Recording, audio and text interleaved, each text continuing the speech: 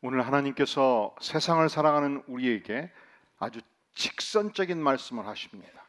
우리 예수님은 이 땅에 오셔서 자주 우리의 인격을 존중하기 때문에 사실은 에둘러서 표현할 때가 많았습니다. 등장하는 모든 비유들이 그 시대에 사실은 그때 우리의 인격을 존중해서 부드럽게 말씀하셨는데, 그 비유를 집에 가서 생각해 보면은 깜짝 놀랄만한 우리의 어떤 약점, 우리의 어떤 죄악들을 지적하는 말씀들을 에둘러서 표현한 적이 많았습니다. 오늘은 달라요. 직선적입니다. 직접적입니다. 자, 우리 다 함께 2장 15절 말씀 같이 읽어볼까요? 시작. 이 세상이나 세상에 있는 것들을 사랑하지 말라. 누구든지 세상을 사랑하면 아버지의 사랑이 그 안에 있지 아니하니. 자, 그러면 세상, 그리고 세상에 있는 것들을 사랑하지 말라 했을 때 세상에 있는 것들이 무엇입니까? 여러분, 이 땅에 존재하는, 세상에 존재하는 모든 물질들은 다 돈으로 환산할 수 있습니다. 아파트 3억 5천, 땅 2억, 주식, 통장, 채권, 유가증권, 모두 세상에 있는 모든 것들은 물질로 환산할 수 있어요. 그러니까 다시 표현하면 세상이나 세상에 있는 것들을 사랑하지 말라는 것은 물질이나 재물을 사랑하지 말라 말씀하시는 것입니다.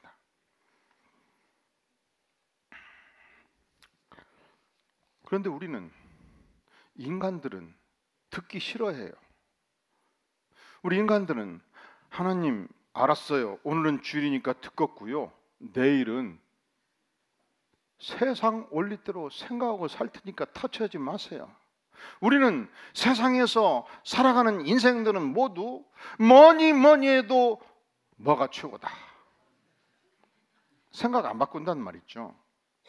자, 그러면 질문할 수 있어요. 왜 하나님은 세상을, 물질을 사랑하지 말라 하심에도 불구하고 왜 우리 인생들은 재물을 사랑하고 재물을 끝없이 쌓아두기를 원하는가 질문하지 않을 수 없어요.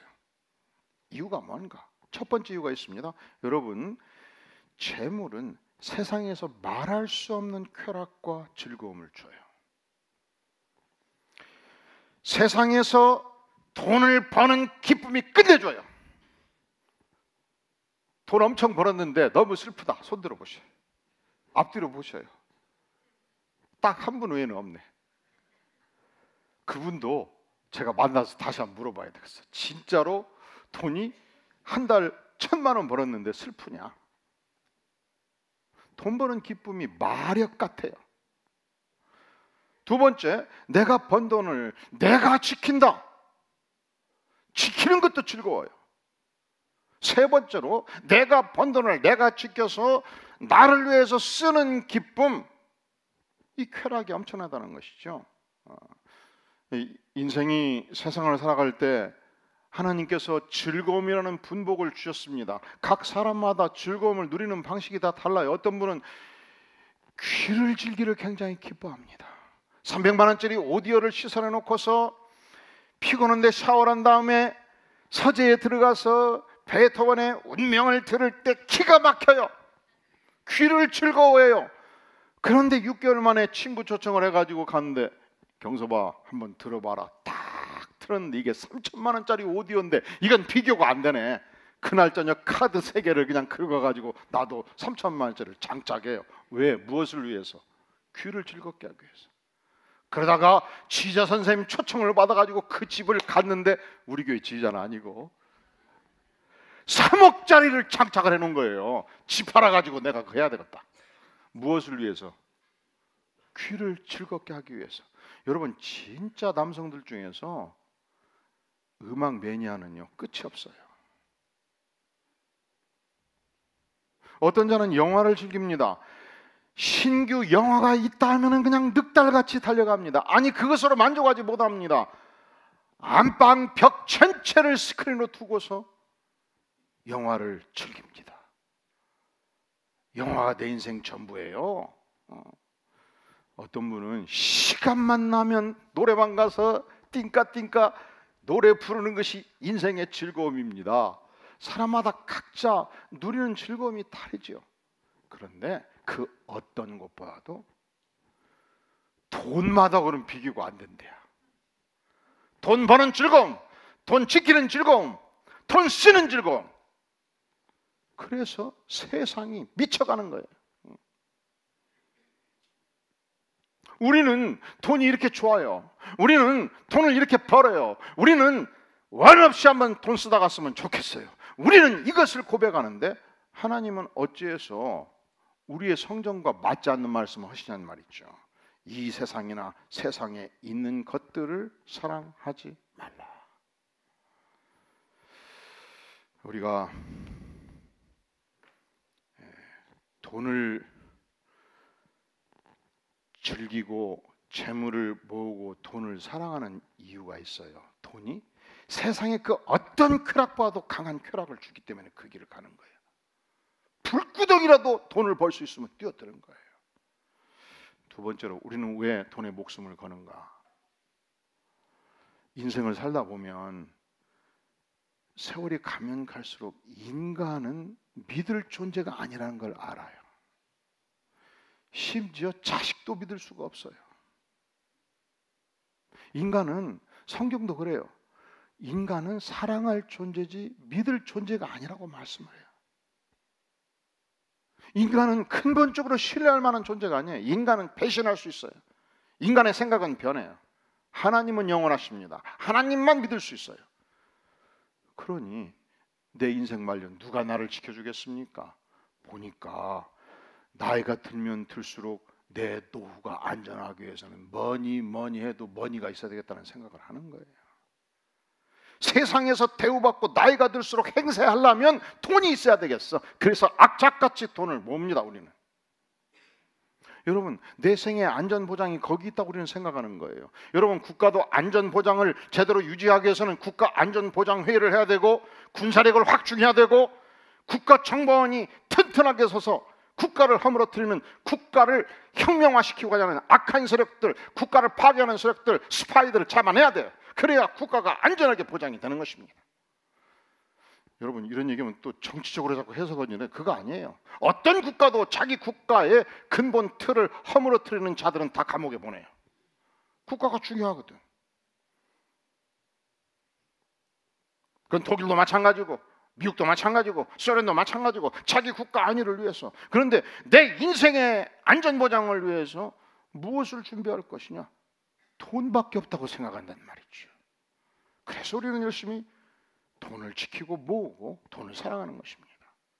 세 번째, 우리가 하나님은 하나님만 사랑하라, 돈 사랑하지 마라 그러는데 왜 우리가 돈을 사랑하는가? 여러분, 우리는 재물이 영원하리라 생각해요. 재물이 영원히 나를 지켜주리라고 기대를 해요. 그런데 오늘 17절 말씀을 주목해 보세요. 이 세상도 그 정욕도 어떻다고요? 지나가되. 우리는 영원하리라고 생각하지만 이 세상의 모든 재물은 지나가는 것이며 일시적인 것이며 반드시 사라지는 것입니다. 일시적인 것을 위하여, 지나가는 것을 위하여, 없어질 것을 위하여 목숨 바치지 말라. 하나님 말씀이 틀렸습니까? 맞았습니까? 마태복음 6장 19절은 말씀하기를 너희를 위하여 보물을 땅에 쌓아두지 말라. 그러면 나에게 보물이 있는데 이 보물을 도대체 어디에 쌓아둬야 됩니까? 그것도 말씀하셔요. 오직 너희를 위하여 보물을 하늘에 쌓아두라. 따라해 볼까요? 너희를 위하여 보물을 땅에 쌓아두지 말라. 오직 너희를 위하여 보물을 하늘에 쌓아두라.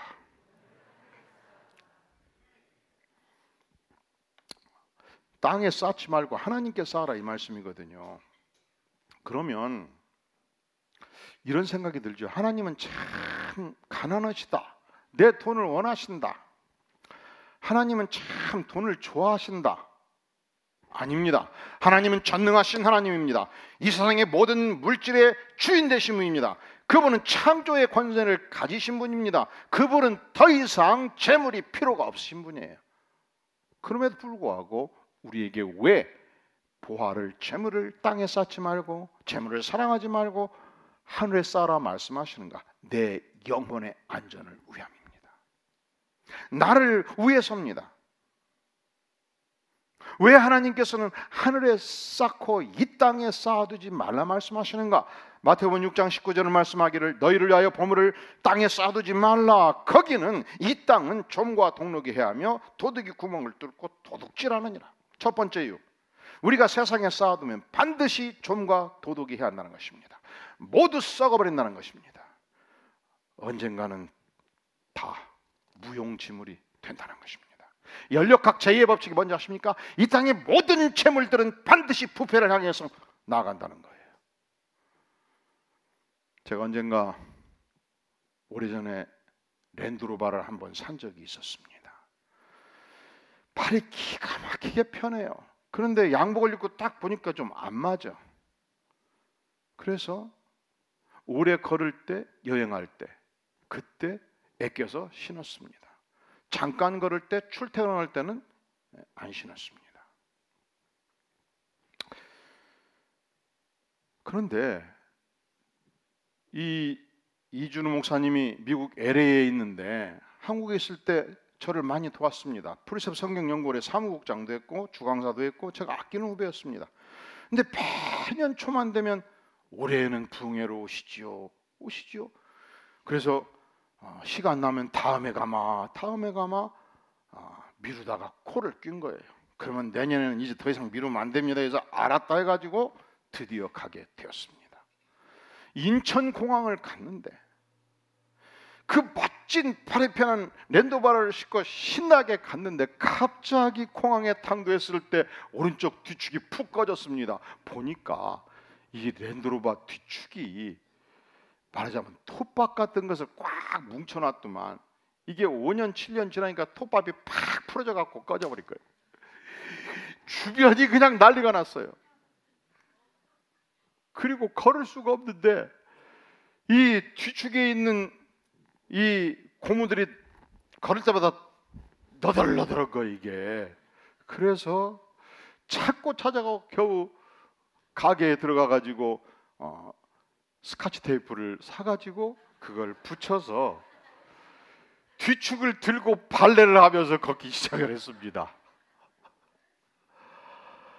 그런데 인천공항은 참 감사한 것이 참 발이 그렇게 놓고 보니까 기가 막히게 잘 돼 있어요. 이게 조금 걸어서 지칠만 하면은 평면 에스컬레이터 딱 타니까 이동시켜주고 그래서 비행기 속에 딱 들어가니까 비행기를 발 벗고 딱 있기 좋잖아요.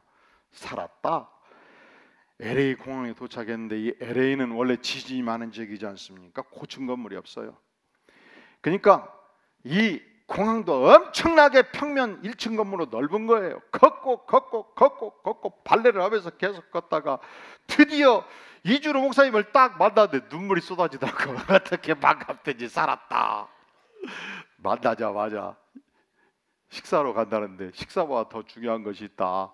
내 신발이네. 신발부터 사자 해서 신발을 탁 신으니까 살겠더라고요. 여러분, 세상에서 귀하다고 애끼면 결국에 뭐 됩니까?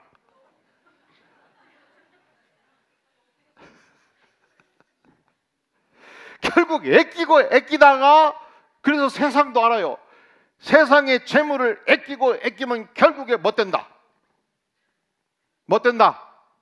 제가 직접 표현하지 않은 것은 여기서 표현을 해버리면 나중에 목사님 입이 걸다고 난리요. 그냥 저는 절대 말 안 해요. 애끼면 못 된다. 네. 그것 되고 애끼면 나무 같아요. 그러니까 원하십수고 하나님께 바쳐서 하늘의 보화를 쌓으시기를 바랍니다. 애끼면 초미 먹고 동력이 먹고 썩어버린다는 거예요.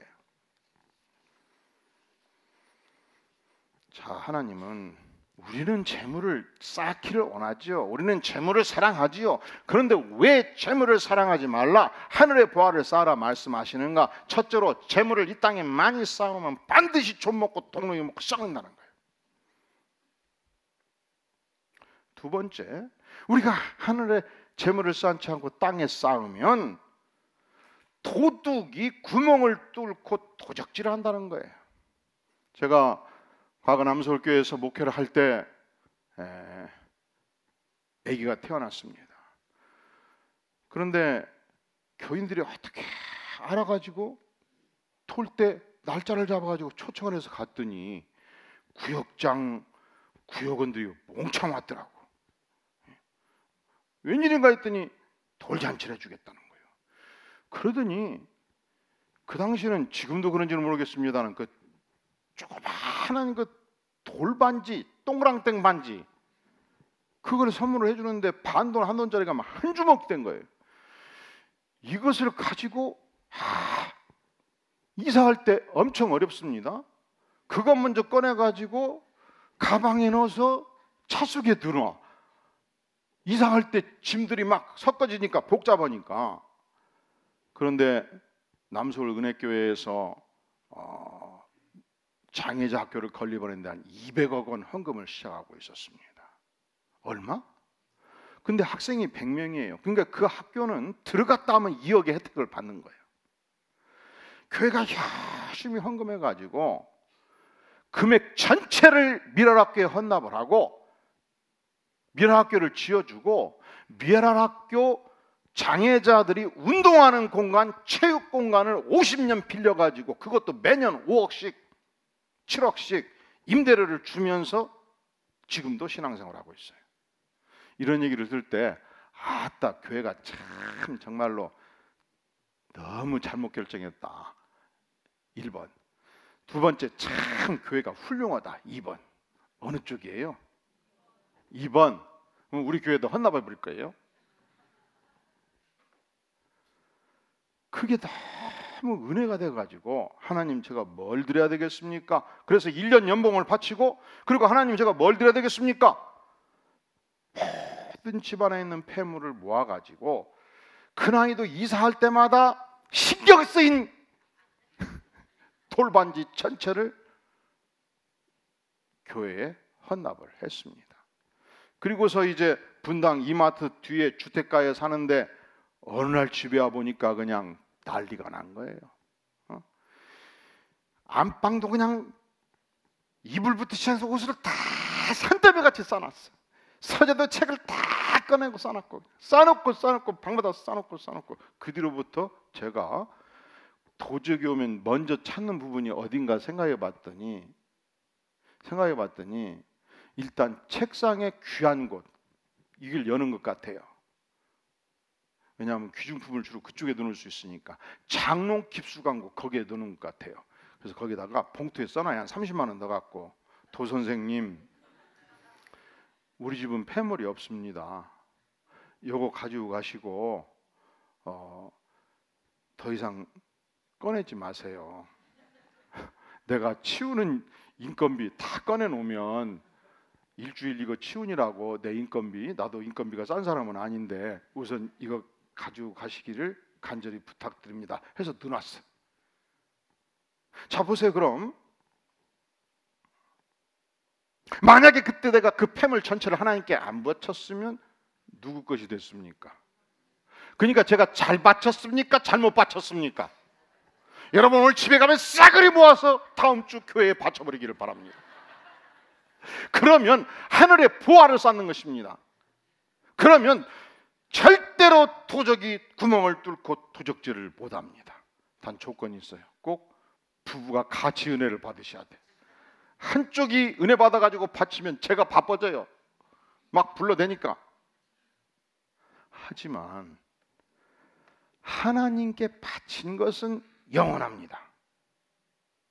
자, 왜 우리는 이 땅의 축적을 원하는데 하나님께서는 재물을 하늘에 쌓으라, 재물을 사랑하지 말라 말씀하시는가? 우리 다시 15절 같이 읽겠어요. 시작. 이 세상이나 세상에 있는 것들을 사랑하지 말라. 누구든지 세상을 사랑하면 아버지의 사랑이 그 안에 있지 아니하니. 우리가 세상을 사랑하면, 우리가 재물을 사랑하면, 그래서 재물만 이 땅에 축적하기 시작하면 나는 공개적으로 신앙 고백을 하게 돼요. 나는 하나님을 사랑하지 않습니다. 내 생에는 하나님은 중요하지 않습니다. 내 생에는 재물이 중요합니다. 우선순위가 바꿔져서 하나님에 대한 사랑을 부정하게 된다는 것이죠. 우리 하나님은 따라해볼까요? 세상을 사랑하지 말라. 재물을 사랑하지 말라. 이게 누구의 말씀이에요? 하나님의 말씀이에요. 근데 우리는 인생들은 아니에요. 나는 재물이 목숨보다 귀해요. 나는 재물을 사랑하고 싶어요. 왜 우리가 이런 태도를 갖는가? 재물이 주는 쾌락이 엄청나기 때문에 그렇다는 거죠. 재물이 내 인생의 안전 보장 체계예요. 돈은 영원하다고 생각해요. 아니지요. 하나님의 말씀이 언제든지 옳습니다. 왜냐하면 우리가 재물을 사랑하면, 재물을 쌓아두면 반드시 썩습니다. 도둑이 빼갑니다. 도둑은 강제로 침입하는 도둑도 있고요, 허가받은 도둑도 있어요. 아들, 딸, 며느리, 손자, 이웃들. 여러분, 가장 중요한 것을, 내가 재물을 사랑할 때 내 안에 하나님에 대한 사랑이 없다고 신앙 고백한다는 것이죠. 자, 그러면 우리 생애에서 재물이 너무 소중했는데, 그래서 재물을 사랑했는데, 재물을 축적했는데, 만약에 재물을 사랑하지 마라 그러면 살맛이 떨어져 버려. 그럼 난 왜 사냐? 우리의 사랑의 대상이 재물이 아니라면 무엇이 돼야 되는가? 보세요. 17절, 이 세상도 그 정욕도 어떻게 된다고요? 지나가요. 우리가 지나가는 것을, 일시적인 것을 사랑하면 인생이 허무해지게 되는 거예요. 그렇지만 영원한 존재를 사모하면 내 인생의 새로운 의미가 진행되는 것입니다. 오직 하나님의 뜻을 행하는 자는 영원히 거하느니라. 그러니까 하나님은 이 세상에서 일시적인 것, 의미 없는 것에 목숨 걸지 말라 이 말씀이에요. 우리가 영원한 것, 영원을 사모하는 인생이 될 것을 간절히 주께서 말씀하시는 것입니다. 무엇이 이 땅에서 영원합니까? 여러분, 하나님의 뜻은 영원합니다. 하나님의 말씀은 영원합니다. 하나님의 위대한 말씀을 우리가 사모하고 그 말씀을 위하여 우리의 인생을 투자하는 것 얼마나 소중합니까? 오늘 말씀에 14절에 보면은, 아이들아 내가 너희에게 쓴 것은 너희가 아버지를 알았으며, 아비들아 내가 너희에게 쓴 것은 너희가 태초부터 계시를 알았으며, 청년들아 내가 너희에게 쓴 것은, 내가 이 서신을 요한 사도로서 쓴 것은 너희가 강하고, 왜? 하나님의 말씀이 너희 안에 거했기 때문에. 이 영원하신 하나님의 말씀으로 무장하고 사는 너희의 생애가 너무 위대했기 때문에. 그런 거로 요한 사도는 물질을 사랑하는 대신 하나님의 말씀을 사랑하고 하나님의 뜻을 따라 살아가는 인생이 되기를 간절히 소망한 것입니다. 우리가 무엇을 사랑할 것인가? 결코 일시적인 것에 목숨 걸지 말라. 하나님의 말씀에 목숨을 걸으라는 거예요. 영원을 향해서 살 것을 재촉합니다. 무엇이 영원합니까? 두 번째로 하나님 자신이 영원합니다. 13절, 아비들아 내가 너희에게 쓰는 것은, 이 요한이를 쓰는 것은 너희가 태초부터 계신 이 전능하신 하나님을 알았기 때문이다.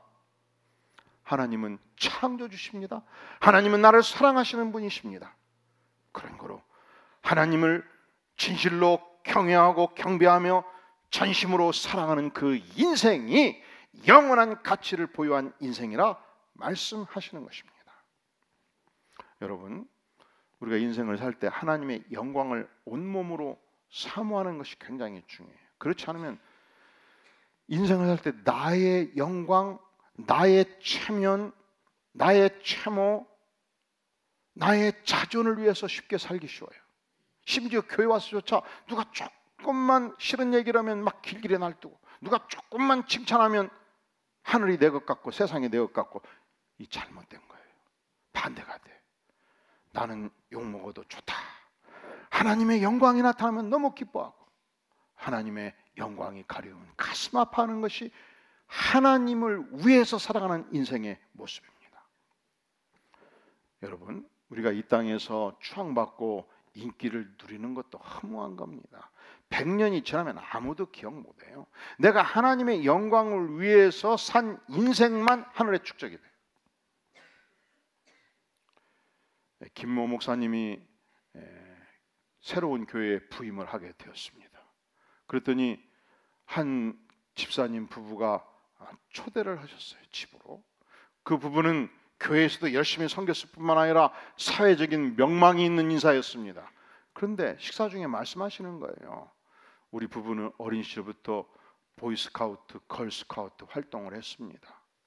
그리고 사업을 열심히 일구다 보니까 이 노타리 클럽도 가입하게 됐고, 또 사회에서 필요한 것을 많이 공급하다 보니까 여기저기 표창장도 받고 상장도 받고 또 감사장도 받다 보니까 트로피도 받고, 제가 방 하나를 트로피실로 꾸몄습니다. 한번 구경하시겠습니까? 갔더니 막 거실만한 방에 노타리 클럽 감사장, 표창장, 그리고 트로피, 안양 컨트리 클럽 골프대회 상품 뭐 그냥 엄청나게 진열이 되어 있는 거예요. 근데 우리 목회자들은 성도들이 사회적으로 성공하고 또 훌륭한 일을 할 때 내일같이 기쁘지요, 행복하지요. 집사님 참 훌륭하십니다, 대단하십니다. 막 도지사 감사장, 시장 감사장 막 말없이 많은 거예요. 그런데 몇 년이 지난 후 부인께서 갑자기 질병으로 세상을 떠나게 되었습니다. 또 할아버지 집사님도 몸이 쇠약해서 부인의 장례를 치르고 아들의 간곡한 부탁으로 아무래도 내가 섭생을 해야 되겠고 살기 너무 힘드니 나를 너희가 거둔다하니 합치자 해서 집을 합치게 된 것입니다.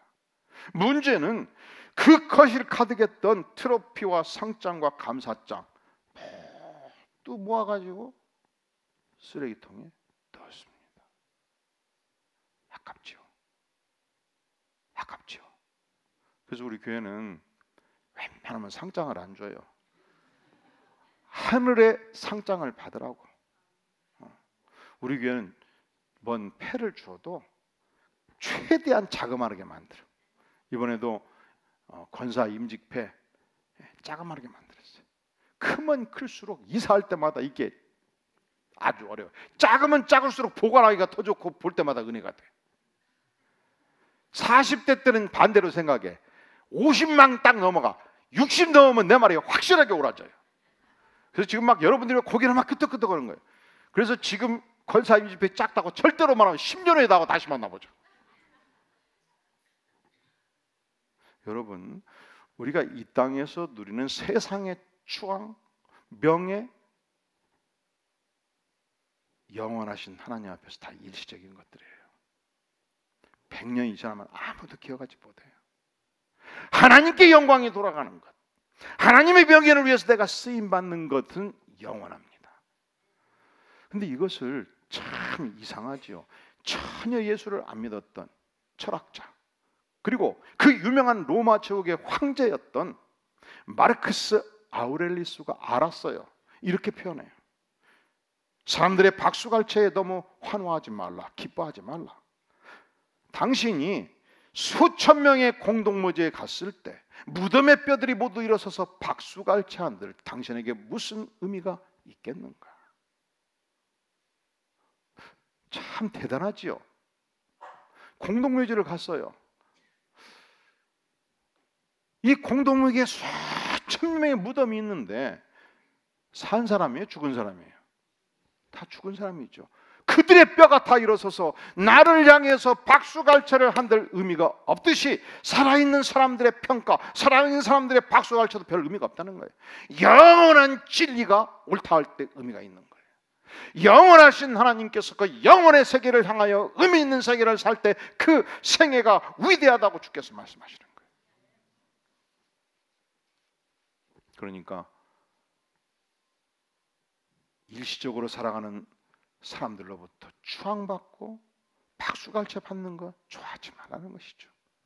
영원하신 하나님이 박수 쳐주시면 그것으로 충분합니다. 자, 하나님은 우리에게 일시적으로 존재하는 물질을 사랑하지 말라 말씀하시죠. 영원을 사모할 것을 말씀하십니다. 무엇이 땅에서 영원합니까? 하나님의 말씀, 하나님의 뜻이 영원합니다. 그래서 우리는 열심히 성경을 배우고 가르치는 교회입니다. 두 번째, 무엇이 영원합니까? 하나님 자신이 영원합니다. 하나님의 명예가 영원하고 하나님의 영광이 영원합니다. 나의 존재함은 그 영원하신 하나님을 위하여 기여하는 생애로 충족한 은혜가 임하는 것입니다. 세 번째, 오늘의 시대 무엇이 영원할까요? 구원받은 영혼이 영원합니다. 오늘 말씀 12절에 보면 자녀들아 내가 너희에게 쓰는 것은 너희 죄가 그의 이름으로 말미암아 어떻게 되었다고요? 사함을 받았으며. 나는 죄 많은 인생이었습니다. 감히 하나님 앞에 얼굴을 들 수 없는 인생이었습니다. 예수님께서 십자가에 피 흘려 죽기까지 하심으로 죄 많은 내 인생의 모든 죄를 녹여주셨습니다. 죄의 싹은 사망이라 사망 권세를 파하셨습니다. 영생의 축복을 내게 주셨습니다. 그리하여 흉악한 자 마귀를 이기는 삶을 살게 되었습니다. 14절 하반절, 청년들아 내가 너희에게 쓴 것은 너희가 강하고 하나님의 말씀이 너 안에 거하시며 너희가 누구를 흉악한 자를, 마귀를, 악한 세계를 승리하는 인생이 되었다는 것입니다. 나라는 존재가 누굽니까? 하나님의 백성이 되었습니다. 흉악한 마귀를 승리하는 인생이 되었습니다. 예수 십자가로 죄사함 받고 하나님의 아들로 당당히 살아가는 백성이 되었습니다. 이것이 내가 받은 축복입니다. 그렇다면 영혼을 위하여, 영혼의 구원을 위하여 이웃의 영혼을 사랑하는 자가 되는 것이 마땅하지 아니하겠습니까? LA에 한 할아버지가 계셨습니다. 이분이 아내를 사별하고 열심히 혼자 사셨습니다. 그는 한국에서 태어나서 30대 미국에 가가지고 열심히 재산을 일구었습니다. 그런데 어느 날 그가 강도를 만난 것입니다. 내가 어떻게 모은 돈인데, 피땀 흘려 모은 돈인데 이 돈을 빼앗길까? 강도를 향해서 저항을 했습니다. 반항을 했습니다. 죽도록 두드려 맞았습니다. 결국은 돈을 다 빼앗겼습니다. 강도는 죽은 줄 알고 이 할아버지를 쓰레기통에 버렸습니다. 다음날 새벽 청소부가 발견하고 신고를 해서 겨우 살아난 것입니다. 온몸이 쑤시고 고통스러운 나날을 보내면서 술, 담배로 견뎠습니다. 그분은 담배를 하루에 3갑, 몇 갑? 하루에 소주를 2병. 그런데 계속 몸이 쇠약하고 어려우니까 두 딸이 워싱턴에 살았는데 아버지 이제는 안 되겠어요. 저희가 모시겠어요. 워싱턴으로 모셨습니다. 문제는 아침에 되면 두 딸은 출근해 버리잖아요. 무료하잖아요. 그것도 한국과 같이 비슷하게 양로원이 있었습니다. 그곳에 갔더니 낮에 외로운 할아버지들이 서로 만났는데 마침 고등학교 동창을 만난 것입니다. 너무 반가웠습니다. 만날 때마다 그 녀석이 전도를 해. 집에 들어오는 아침 저녁으로 딸들이 전도하고. 그래서 딸들한테 얘기합니다. 아그들아 제발 그 소리 좀 그만하거라. 난 바라는 게 아무것도 없다. 내 무덤에 올 때는 소주 2병, 담배 3갑만 갖다 놓으면 된다. 그것으로 내 인생은 만족한다. 나는 아무것도 필요 없다. 더 이상 전도하지 말거라. 그래도 끊임없이 아버님 이제 제발 건강을 위해서 술, 담배 줄이시고 교회 생활하십시다. 교회 나가면 다 너무 행복해요. 예수 믿으면 아버지 생애에 말할 수 없는 축복이 임하는데 듣기 싫다. 그런데 그것도 3번 듣고 10번 듣고 50번 들으니까 저녁에 들어오면 딸들이 괴롭히고 낮에 양로원을 가면은 고등학교 동창이 권면하고 야들이 그렇게 권면할 때는 뭔가 있겠지. 죽은 자의 소원도 들어준다는데 산 자의 소원 한번 들어주자. 도대체 교회 가면 뭐가 있길래 권면을 할까? 드디어 교회를 가게 되었습니다. 찬양이 너무너무 아름다웠습니다. 감동이 되었습니다. 하나님의 말씀이 가슴을 콕콕 찌르고 은혜가 되었습니다. 반년의 신앙생활을 하면서 그가 예수 믿기로 작정하고 드디어 세례를 받게 된 것입니다. 세례를 받으면서 생각해 보니까 하나님의 음성이 들리는 거예요. 얘야 평생 고생 많았다. 너가 술, 담배로 인생이 다 쩔어버렸구나. 이제는 인생 말년 새로운 생애를 살거라. 그래서 그가 결심을 합니다. 하나님, 제가 술, 담배 끊고 술, 담배 청산하고 새로운 인생 살겠습니다. 내가 이제부터는 예수님을 전도하는 인생을 살겠습니다. 굳게 결심하고 하루를 버티고 그 다음날 일어났더니 아무 생각이 안 나는 거예요. 그렇게 이쁘게 보였던 술병이 믿게 보이는 거예요. 그렇게 이쁘게 보던 담배가 역겹게 느껴지는 거예요. 완전히 성령 세례를 받고 완전히 술 담배로 해방이 되었고 건강이 회복이 되었고 날마다 양로원 가서 고등학교 동창과 전도하는 삶을 살기 시작한 것입니다. 사랑하는 성도 여러분, 여러분들은 이 할아버지의 딸처럼 부모님을 진실로 사랑하십니까? 여러분들은 이 할아버지의 동창생처럼 여러분들의 친구들을 진심으로 사랑하십니까? 그렇다면 이번 가을 어떤 생애를 살아야 되겠습니까? 기도하시겠습니다. 영광의 주님, 그렇습니다. 우리는 세상이 너무 소중하고 우리는 물질이 너무 소중하다고 생각하는데 오늘 주의 말씀에 순종하기를 구합니다. 주님, 주님의 영광을 위해 살기를 구합니다. 주님, 이제는 재물을 사랑하지 않고 하나님을 사랑하며 하나님의 말씀을 사랑하며 영혼을 사랑하는 삶을 살기를 구합니다. 성령 하나님, 기름 부어 주시옵소서. 성령 하나님, 성령 충만으로 덧입혀 주시옵소서. 은혜를 베풀어 주시옵소서. 예수님의 이름으로 간절히 기도하옵나이다. 아멘.